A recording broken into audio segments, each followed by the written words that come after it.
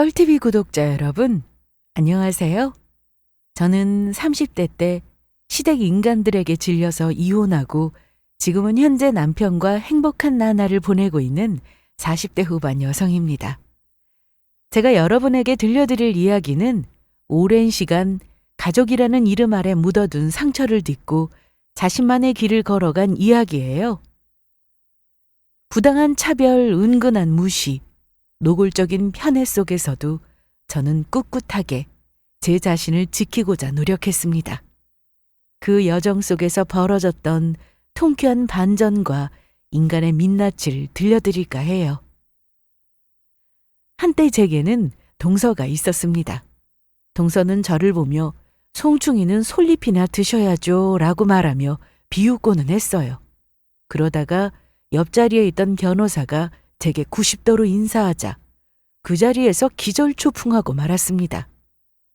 그렇게 무시하던 제가 옆 사람에게 엄청난 대접을 받으니 놀란 것도 있고 또 몰랐던 저의 정체에 대해서 알게 되어 놀란 것도 있습니다. 살면서 참 많은 사람을 만나봤지만 제 인생에서 가장 싹수 없던 사람은 당연 동서가 1등일 거예요. 또 그런 동서를 감싸고 돌며 맏며느리인 제게 네가 뭘 안다고 나서냐고 동서를 두둔하던 시모도 이혼에 한몫했습니다. 늘 저를 만만하게 보고 무시하던 동서와 시댁 때문에 저는 각성하게 됐고 10년 만에 고급 레스토랑에서 우연히 마주친 날 동서는 저를 보고 기절하듯 쓰러졌습니다. 도대체 제가 어떻게 변했길래 동서 옆에 있던 사람이 제게 깍듯하게 인사했는지 궁금하시죠? 지금부터 동서가 쓰러진 이후 그 모든 이야기를 하나도 빠짐없이 들려드리도록 하겠습니다.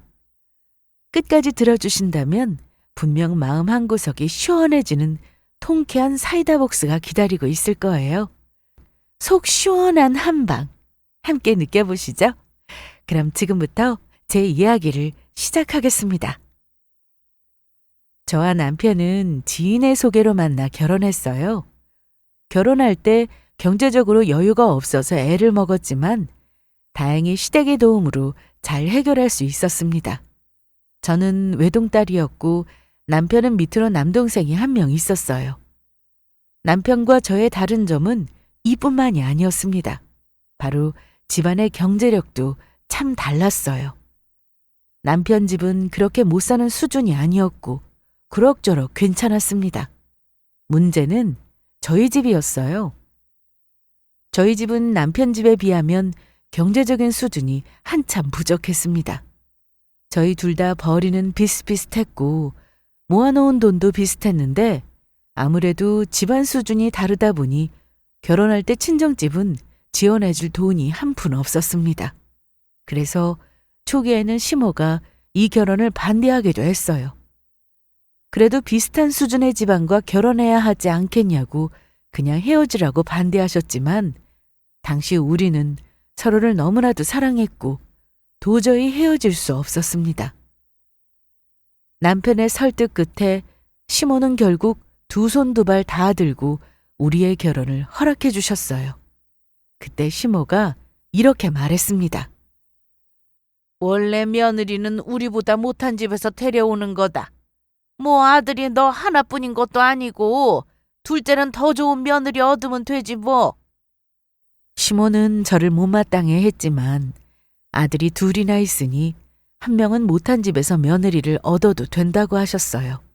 그리고 없는 집에서 들였으니 오히려 맏며느리답게 집안일도 잘할 거라고 했습니다. 처음 그 말을 들을 때는 솔직히 서운하기도 하고 속상했죠. 대놓고 없는 집이라고 표현하니까 기분이 좋지 않았습니다. 하지만 그런 서운함을 더 중요하게 생각하지 않았던 건 그만큼 남편을 많이 사랑했기 때문이에요. 이때는 남편도 늘 제 편이 되어줬습니다. 제가 굳이 말하지 않아도 남편이 나서서 시모한테 뭐라고 따지기도 하고 잘 이야기해줬어요. 그래서 참 든든하다 생각되는 사람이었습니다.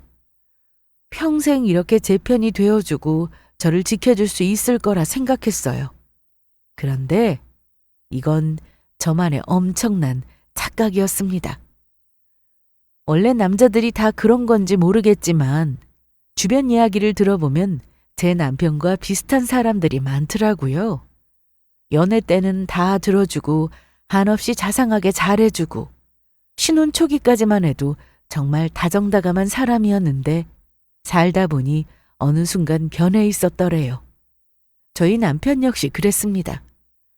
정말 남편으로서 최고라 생각될 만큼 좋은 사람이었는데 결혼해서 살다 보니 그런 모습은 온데간데 없이 사라지고 말았어요. 조금씩 시모가 뭐라 하는 소리에도 별 반응을 하지 않았고 제 편을 들어주지 않는 날도 많았습니다. 하지만 이때까지만 해도 시모가 제게 하는 말과 행동이 큰 상처로 남을 정도는 아니었어요. 뭐 없는 집안에서 들인 며느리라고 무시하고 별의별 집안일을 다 시키려고 들었지만 그래도 견딜 수 있는 수준이었습니다. 결혼할 때 시댁에 많이 도와줬다고 했잖아요. 결혼 준비하다 보면 들어갈 돈이 상당한데 제일 크게 들어가는 돈은 바로 집입니다. 결혼식은 둘이 모은 돈으로 어찌어찌 해결한다고 쳐도 신혼집을 마련하기 위해서는 대출이 필수였어요. 시댁의 도움이 아니었다면 대출을 받아서 집을 마련했겠지만 다행히 시댁이 도와주면서 우리는 적당한 평수의 집을 대출 없이 얻을 수 있었습니다. 원래 시모는 신혼집이 뭐 필요하냐고 시댁에 들어와서 살라고 했는데 남편이 직장을 옮기게 되면서 시댁살이를 면할 수 있었어요. 시모가 그래도 아내가 옆에서 내조하고 챙겨줘야 하지 않겠냐면서 남편 직장 근처로 신혼집을 잡아줬습니다. 그래서 다행히 시댁에 살면서 시집살이는 면할 수 있었죠. 하지만 분가해서 따로 산다고 해서 다 해결되는 건 아니었습니다. 신혼 때는 안 그랬는데 어느 정도 살면서 남편은 부쩍 시댁에 가자고 할 때가 많았고 시모 역시 같이 식사하자, 와서 집안일 좀 도와라라고 이야기하는 등 자꾸만 저를 불러냈습니다. 이야기만 들으면 집에서 살림하는 주부인 줄 아시겠지만 우리는 맞벌이 부부였어요. 정말 집에서 살림하는 주부라면 시모가 불러낼 때 시댁에 갈 수 있겠지만 일을 하는 직장인이라 늘 쫓기듯 일하고 눈치 보며 시댁에 가곤 해야 했습니다. 가끔 바빠서 시댁에 가기 어렵다고 하면 그렇게나 막말을 늘어놓곤 했어요. 뭐? 못 온다고? 아이고, 네가 하는 일이 뭐 있다고 바빠서 못 온다는 말을 해? 너 일부러 오기 싫어서 지금 거짓말하는 거지? 없는 집에서 자란 널 며느리로 받아줬으면 그에 맞게 행동해야 할 거 아니야? 내가 너 이렇게 하라고 결혼 허락하고 집도 사준 줄 알아? 그렇게 내 말 안 듣고 네 멋대로 굴 거면 집이고 뭐고 다 토해내라. 시모가 저를 쥐고 흔드는 주무기는 바로 집이었습니다. 툭 하면 없는 집에서 들인 며느리라고 저를 무시하고는 했지만 그 말보다 더 참기 힘든 건 사준 집에서 나가라는 말이었어요. 기껏 이딴 대접 받으려고 너 같은 걸 며느리로 얻은 줄 아냐. 받은 만큼 보답하라는 말이었습니다. 처음에는 이렇게까지 심하게 굴지 않았어요. 남편이 중간에서 막아주고 시모한테 이런 식이면 앞으로 집에 안 올 거라고 뭐라고 했으니까 시모가 약간 주춤하면서 조심하는 눈치였습니다. 그래서 괜찮았는데 남편이 점차 저를 버려두고 제 편을 들어주지 않으니까 시모가 이를 눈치채고 저한테 막 하기 시작했어요. 벼르고 별렀던 시집살이를 본격적으로 시작하게 되었죠. 그렇다고 늘 당하고만 살지는 않았습니다.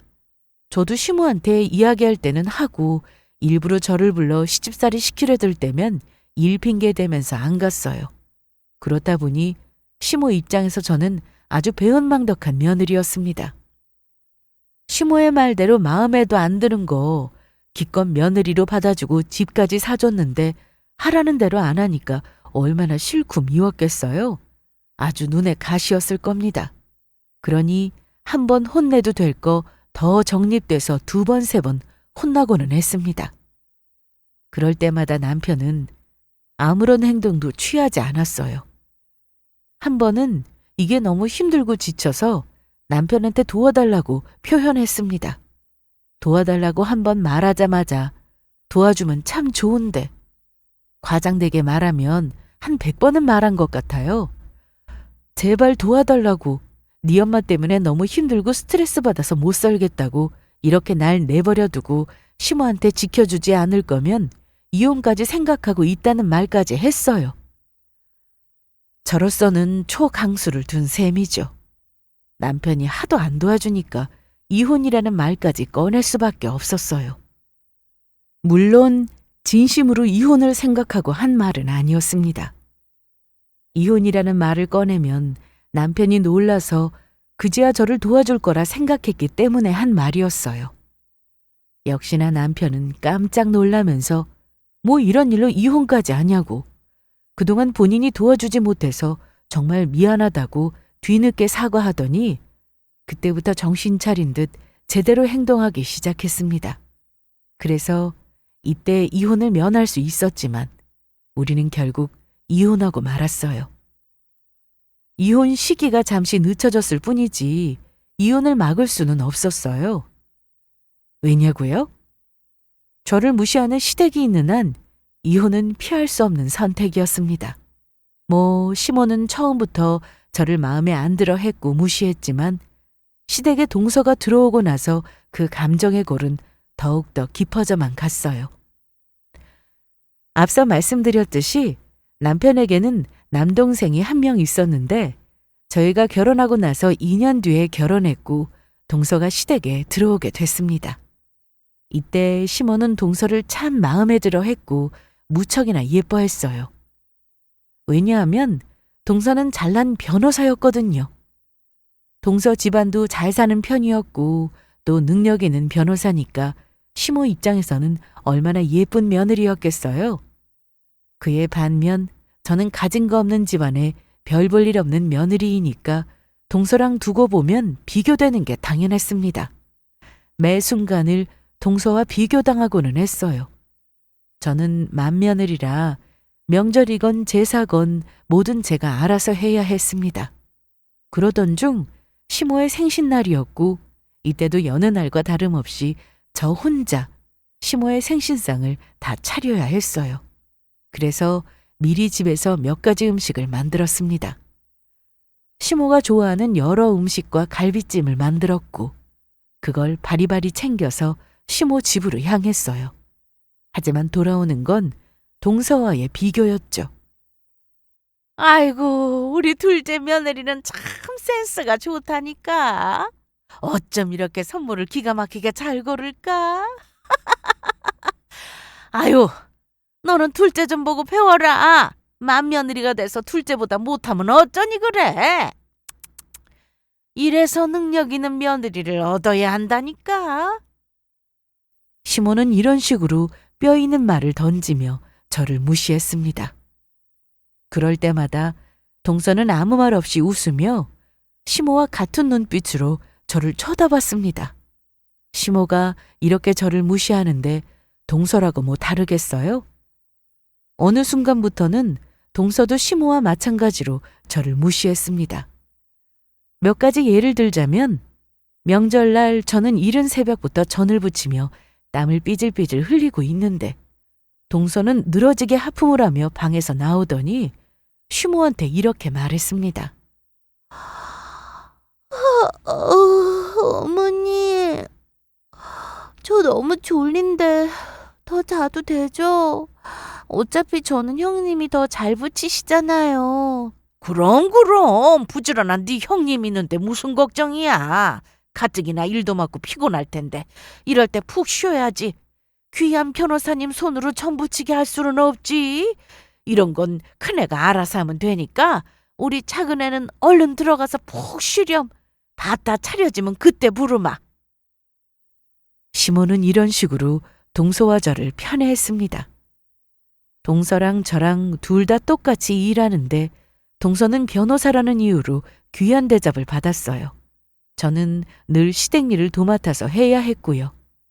이렇게 혼자 고생해서 전 부치고 음식이고 뭐고 다 만들면 동서는 여왕처럼 여유롭게 일어나서 차려진 식탁 앞에 앉았습니다. 그리고 시모는 고기가 담긴 접시를 동서 쪽으로 밀어주며 우리 작은 애 일한다고 힘들 텐데 많이 먹으라고 접시를 밀어줬습니다. 그러면서 저한테는 김치나 맨 풀떼기가 담긴 접시를 밀면서 너는 김치 좋아하니까 이거나 먹으라고 했고 눈치 없는 남편은 웃으면서 시모의 말을 맞장구 쳤어요. 그러게, 당신 김치 좋아하잖아. 정말 눈치라고는 눈꼽만큼도 없는 인간이죠. 새벽부터 고생해서 전 부친 아내한테 한다는 소리가 그거였습니다. 남편이 저를 챙겨줘야 하는데 이딴 식으로 말하니까 진짜 기분이 확 상하더라고요. 그래서 젓가락을 소리나게 탁 내려놓고 정색하고 말했습니다. 저도 고기 먹고 싶어요. 세상에 고기 안 좋아하는 사람이 어디 있어요? 제가 이렇게 이야기하자 시모의 표정이 싹 굳더니 저더러 눈치가 없다고 했고 본인도 고기 반찬 좋아하지만 고생하는 작은 애 챙기려고 이러는 거 안 보이냐고 변호사라는 직업이 얼마나 힘든지 네가 아냐고 내가 아니라 네가 형님으로서 더 챙기고 그래야 하는 거 아니냐고 했고 끝까지 제게 고기 접시를 주지 않았습니다. 다 동서 입에 들어가게 바빴어요.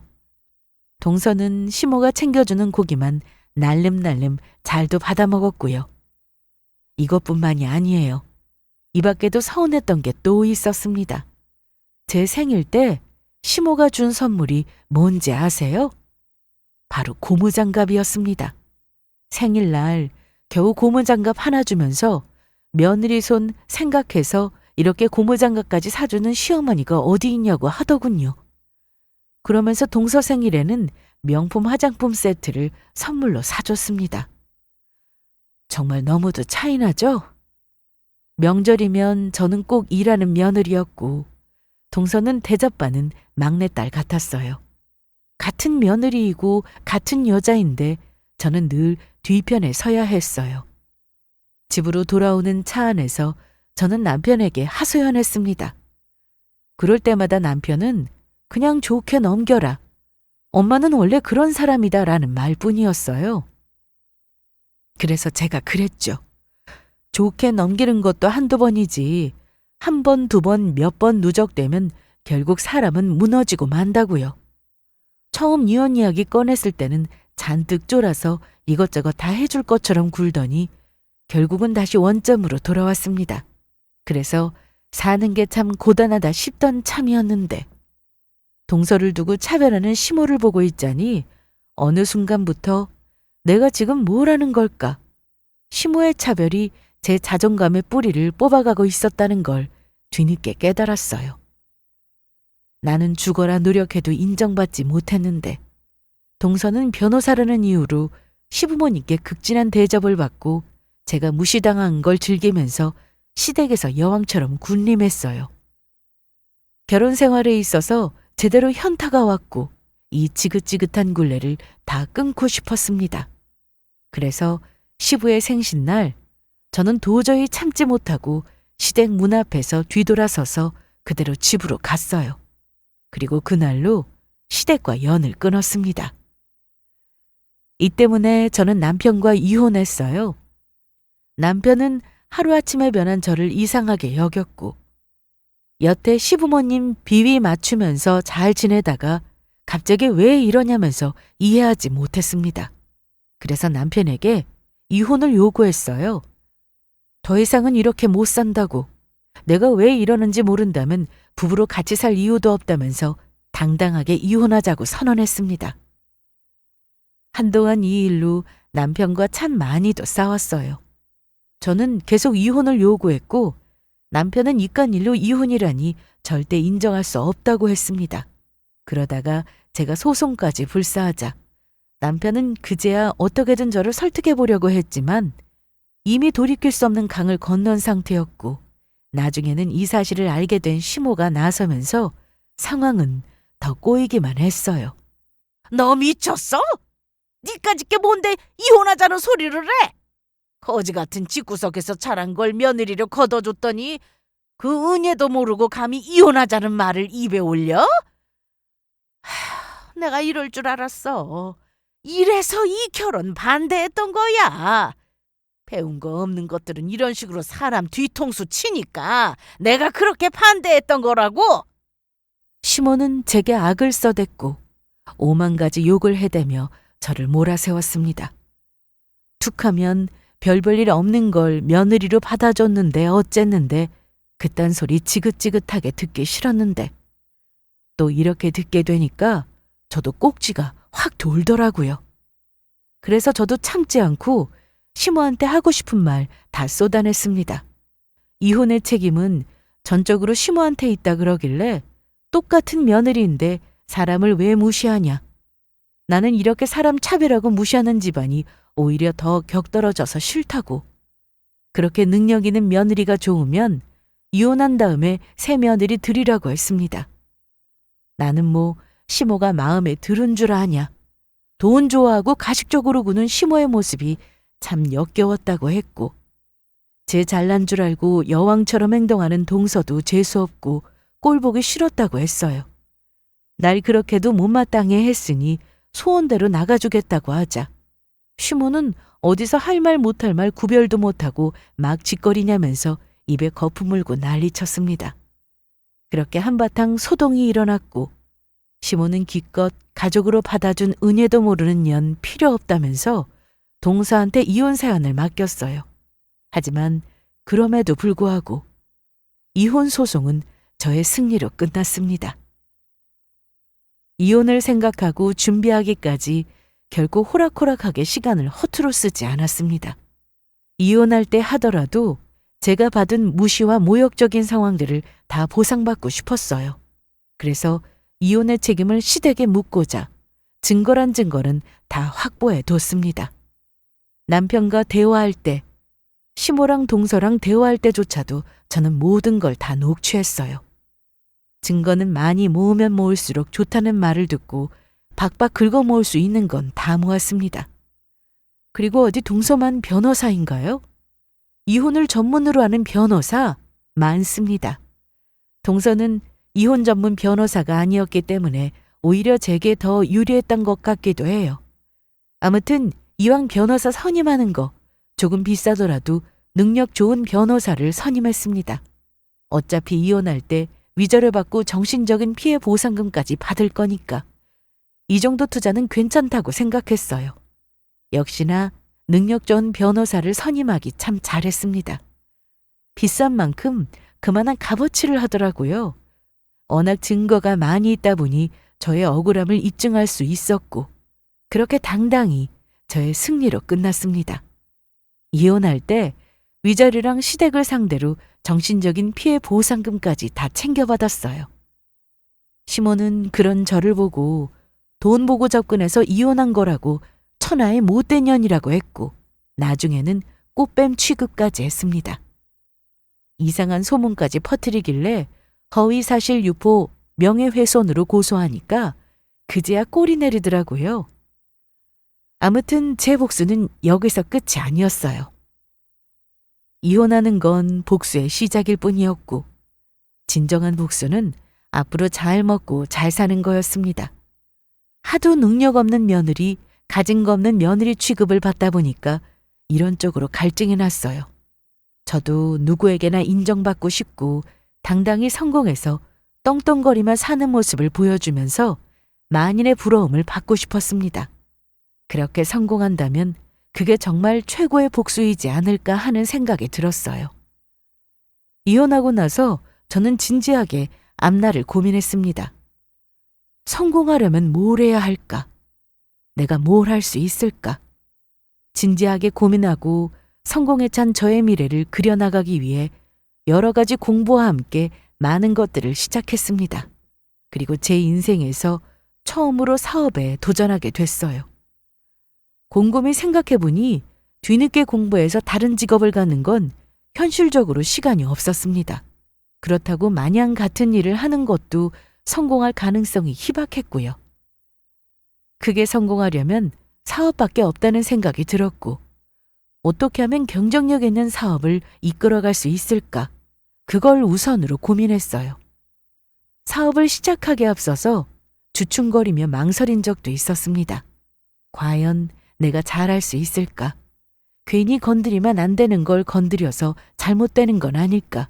두렵기도 했지만 이때 아니면 또 언제 도전해볼까 싶었고, 이렇게 내 인생을 바꿀 기회가 다시는 오지 않을지도 모른다는 생각에 못 먹어도 고라는 생각으로 사업을 시작했어요.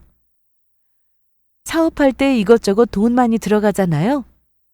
회사 그만두고 퇴직금이며 이혼할 때 받은 돈, 그리고 부족한 돈은 대출까지 받아서 작은 회사를 차렸고, 미친 듯이 일에 매달리며 최선을 다했습니다. 사업이란 게 아무나 하는 게 아니라지만 그래도 죽어라 노력하면 굶어 죽지는 않겠지 생각하고 진짜 제가 낼 수 있는 모든 힘을 다 쏟았고 최선을 다했습니다. 하지만 사업은 정말 우습게 볼 게 못 되더라고요. 몇 년간 저는 정말 힘든 생활을 해야만 했습니다. 이혼하고 친정 부모님 집에 얹혀 살면서 제대로 수익도 못 내고 힘들게 사업을 이어갔어요. 부모님은 그런 저를 보며 안타까워하셨고 또 많이 걱정하셨지만 일절 티 내지 않으려 노력하셨습니다. 혹시라도 제 마음이 무거워질까봐, 괜한 부담감에 잘 될 일마저 어그러질까봐 늘 잘하고 있다, 조금만 더 고생해라, 언젠가는 꼭 잘 될 날이 올 거다라고 이야기하며 응원을 아끼지 않으셨어요. 한때는 도무지 일이 안 풀려서 이만하고 정리해야 하나 포기하고 싶은 마음도 들었습니다. 사업을 시작하기 전에 열심히 뛰어다니면서 알아보고 공부까지 했지만 역시나 나는 사업할 그릇이 못 되는구나. 그렇다 할 수익도 못 내고 이게 뭐 하고 있는 건가? 제 스스로가 한심스럽고 속상해서 모든 걸 다 포기하고 싶었죠. 하지만 그렇게 마음이 약해질 때마다 시댁 식구들을 생각하며 다시 한번 일을 악물었습니다. 지금 이렇게 포기하면 내가 원하는 복수를 실현시킬 수 없고 그들만 웃게 할 뿐이라고 생각했어요. 제가 좌절의 쓴맛을 맛보고 있을 동안 전 남편은 다른 여자와 재혼했고 동서는 더욱더 잘나가는 변호사가 되었습니다. 그 모습을 멀리서 지켜보고 있으니 포기할 수 없겠더라고요. 포기하면 제가 지는 거잖아요. 죽어도 그들한테 무릎 꿇고 싶지 않았습니다. 그렇게 다시 일어섰고 또 죽어라 최선을 다했습니다. 몇 년 동안 정말 힘든 시기를 보냈는데 포기하지 않고 계속 도전하니까 어느 순간부터는 조금씩 희망이 보이기 시작했습니다. 막 그렇게 잘 버는 건 아니어도 어느 정도 숨통이 트이는 정도였어요. 저는 여기서 안주하지 않고 더욱더 노력했습니다. 그렇게 도전에 도전을 거듭하며 계속 나아가던 어느 날이었어요. 대표님, 방금 대량주문 들어왔어요. 무려 1000세트예요. 뭐? 정말 1000세트 맞아? 맞아요. SNS 바이럴 타고 해외 계정에서 주문 들어온 거래처예요. 노력은 배신하지 않는다더니 몇 년간 죽어라 노력한 성과가 서서히 드러나기 시작했습니다. 자잘하게 매출이 생겨나다가 처음으로 대량 주문이 들어왔어요.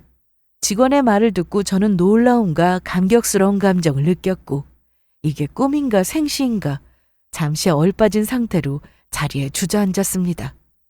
저보다 더 신나하며 열심히 재고를 확인하고 패키지 박스를 정성스럽게 포장하는 직원을 보고 저는 감격의 눈물을 흘렸어요. 그리고 이때 이런 생각이 들었습니다.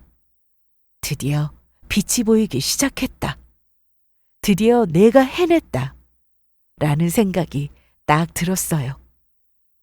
어쩌면 이게 시작일지도 모르고 또 어쩌면 이렇게 끝날지도 모르지만 이때 당시 저는 무척이나 기쁘고 행복했습니다. 힘들게 고생하며 노력한 나날들을 한꺼번에 다 보상받는 기분이었거든요. 하지만 승리의 여신은 계속해서 제 손을 들어주며 성공의 입김을 불어줬습니다. 단순히 한 번으로 그치는 운이 아니었어요. 제 사업 아이템은 해외에서 엄청난 반응이 쏟아졌고 그때부터 물량 주문이 미친 듯이 늘기 시작했습니다.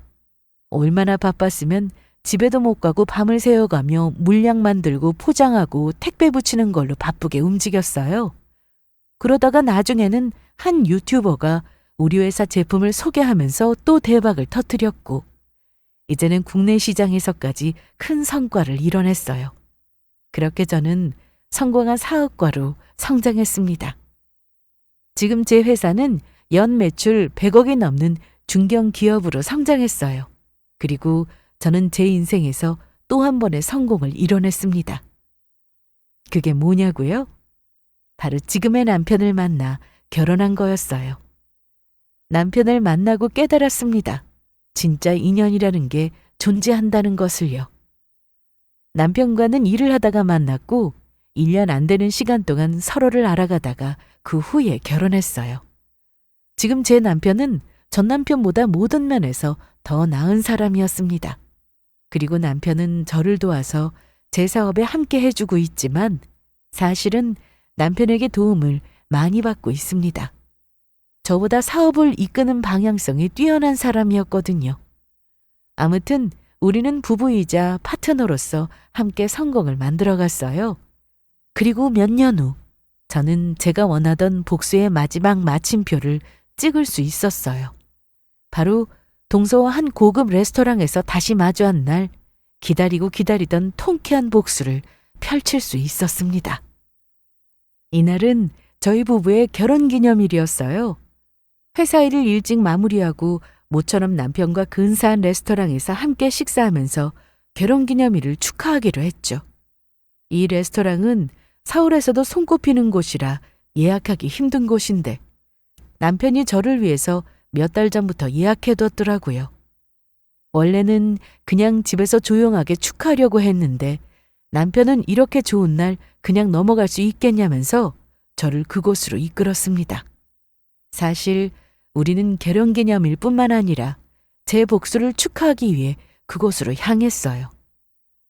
무슨 말이냐면은 회사가 커지면서 여러 계약건으로 변호사를 고용해야 했고 저는 일부러 동서가 소속되어 있는 로펌에 일을 맡겼어요. 그리고 동서를 콕 집어서 같이 일해보고 싶다고 했습니다. 알아보니까 10년 동안 잘 나가는 변호사로 일하는 줄 알았는데 마냥 그런 것만도 아니더라고요. 승소율이 그렇게 높지도 않고 맡은 사건도 잘 해결하지 못해서 윗사람한테는 눈에 가시인 존재였습니다. 그래서 그런가 그쪽에서 먼저 동서를 추천하지 않더라고요. 하지만 저는 상관없다면서 동서를 지목했고 조만간 자리를 마련해서 만나기로 했습니다.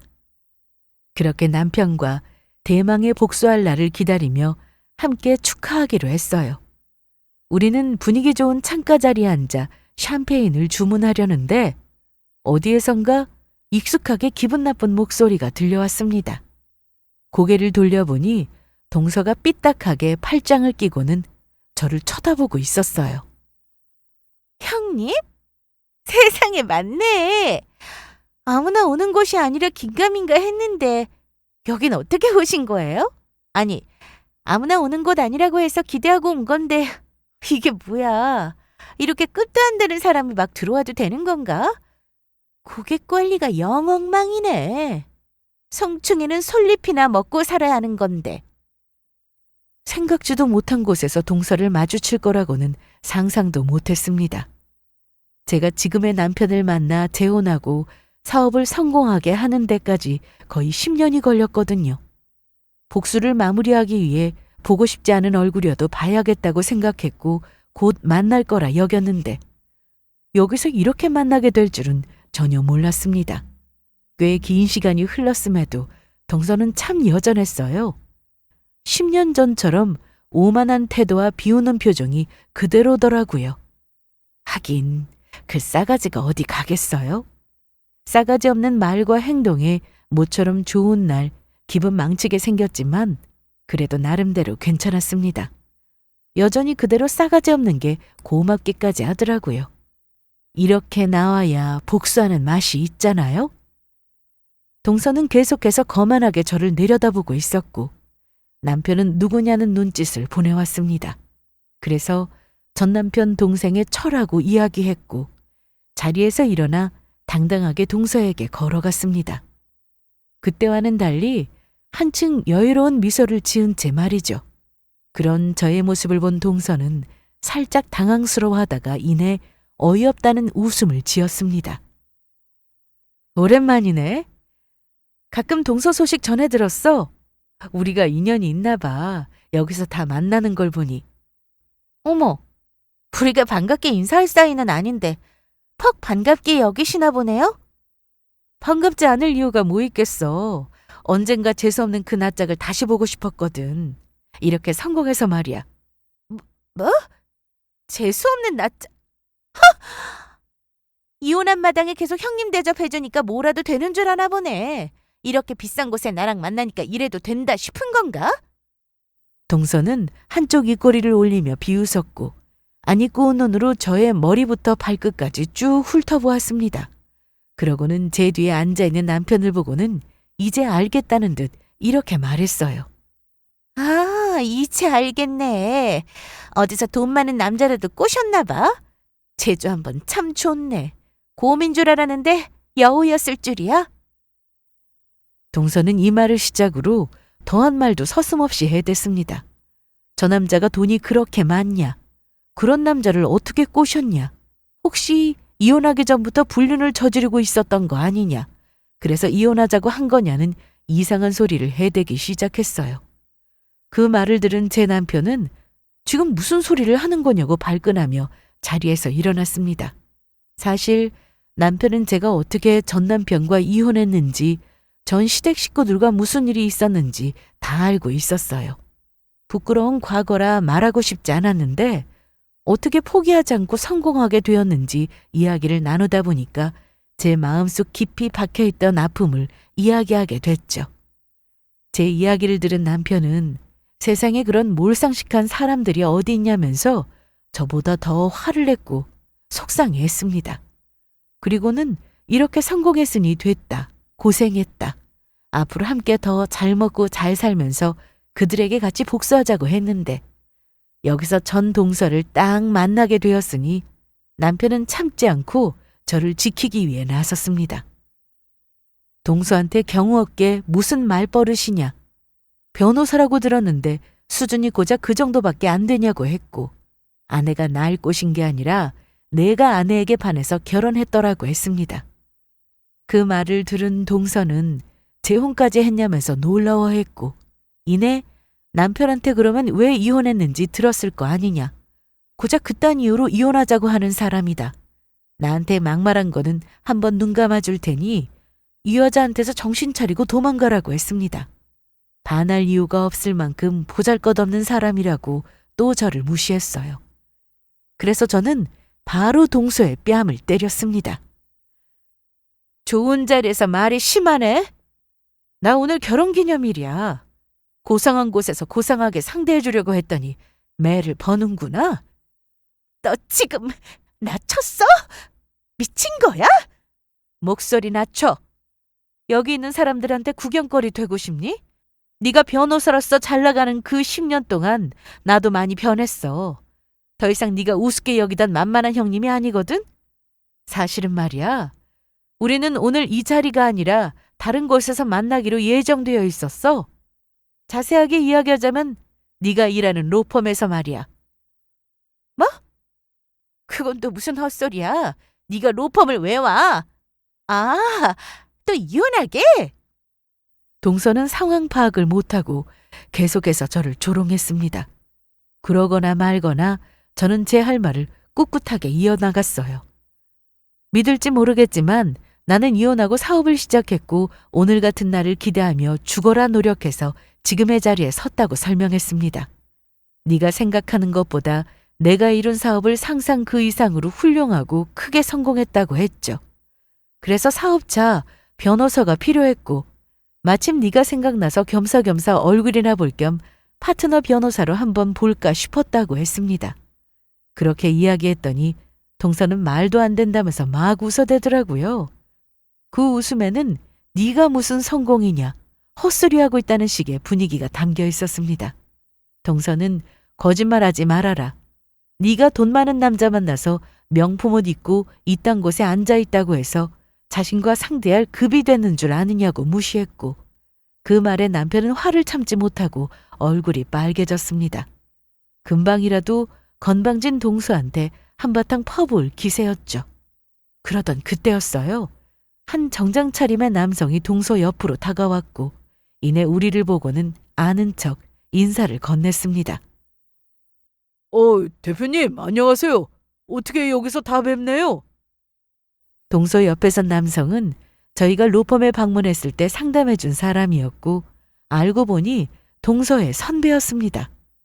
그 사람이 우리를 아는 척하자 동서는 어떻게 아는 사이냐는 식의 궁금증이 담긴 얼굴로 남자를 쳐다봤고 남자는 이내 동서에게 우리를 소개했어요. 내가 저번에 이야기한 대표님들이셔.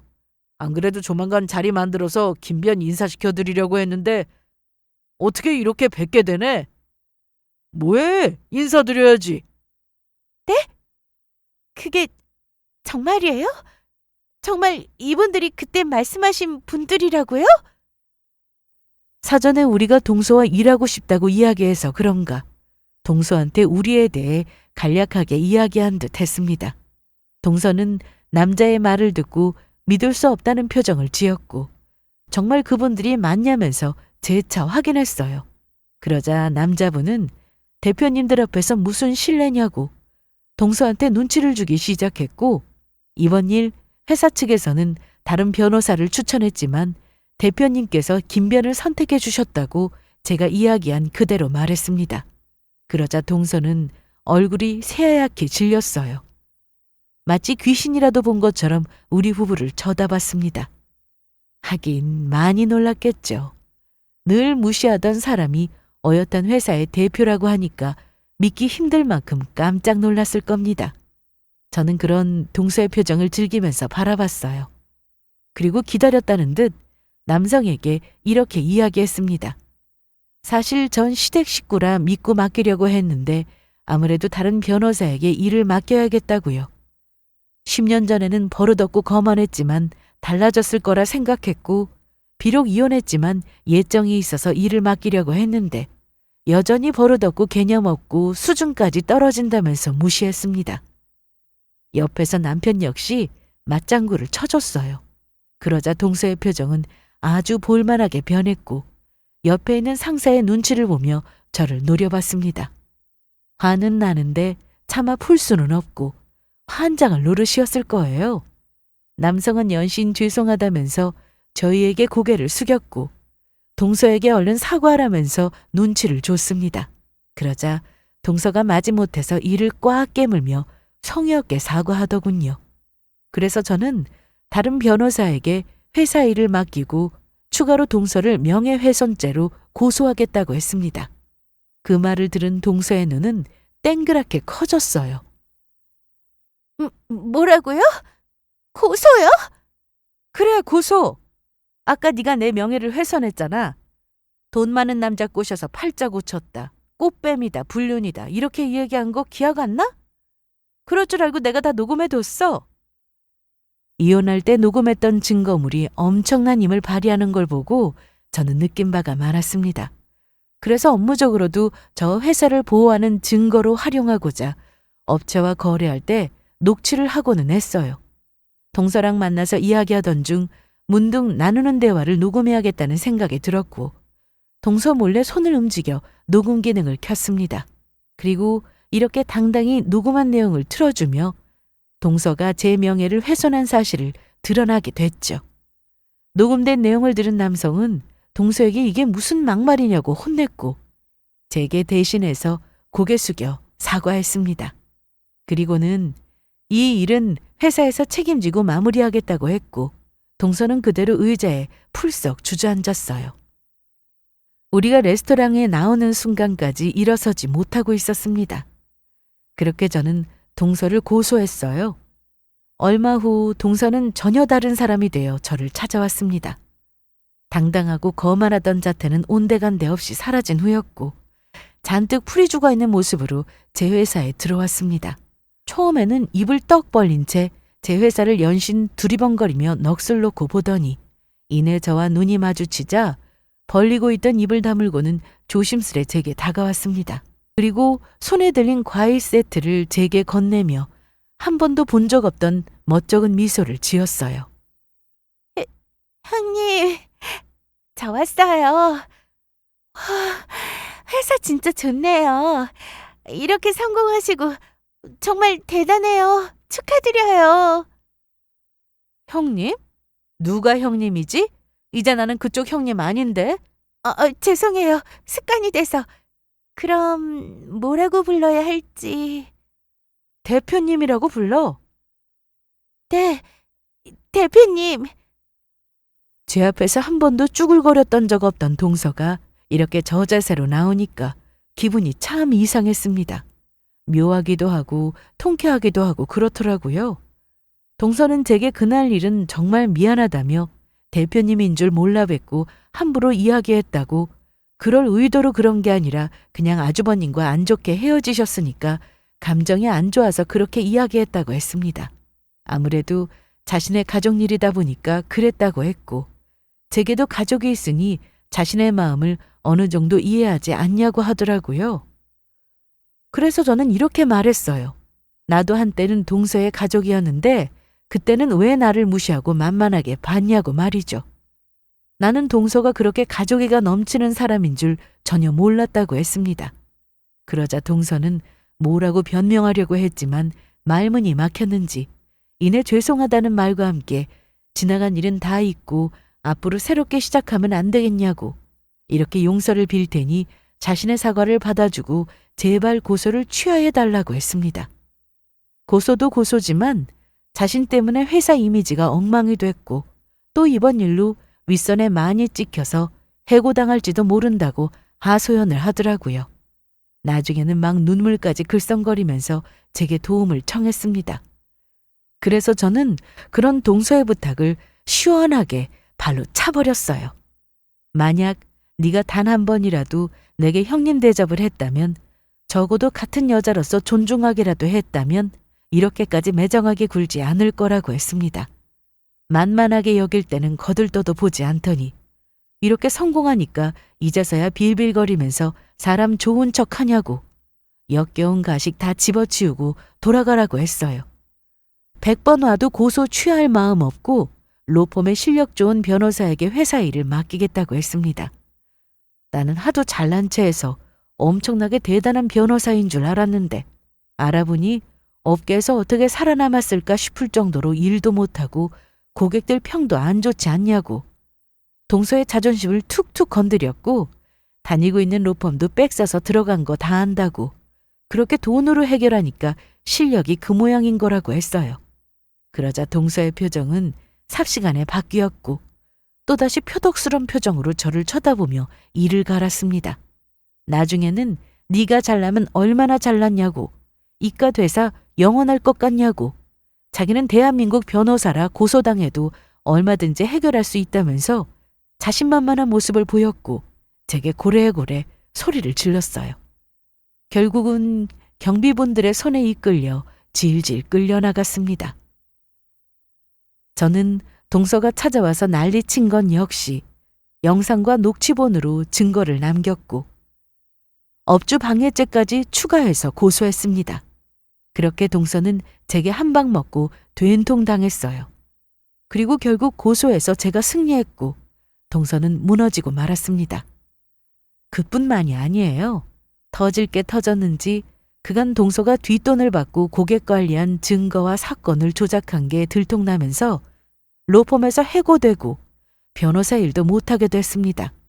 안 그래도 저한테 고소당해서 로펌에서 해고됐는데 다른 일까지 들통나면서 로펌으로부터 고소를 당했고 동서는 어떻게든 해결해 보려다가 결국 나락으로 떨어졌습니다. 그렇게 몇 달 후 저희 회사에 전 시모가 찾아와서는 제게 살갑게 아는 척을 해댔어요.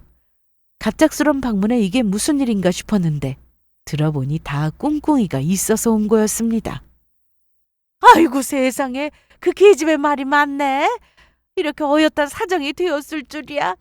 세상 참 다시 살고 볼 일이다. 하긴 네가 뭐든 똑부러지게 잘하고는 했어.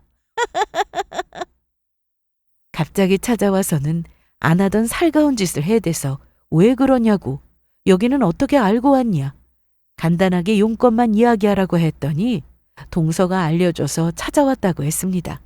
그러고는 대뜸 동서 욕을 막 해댔어요.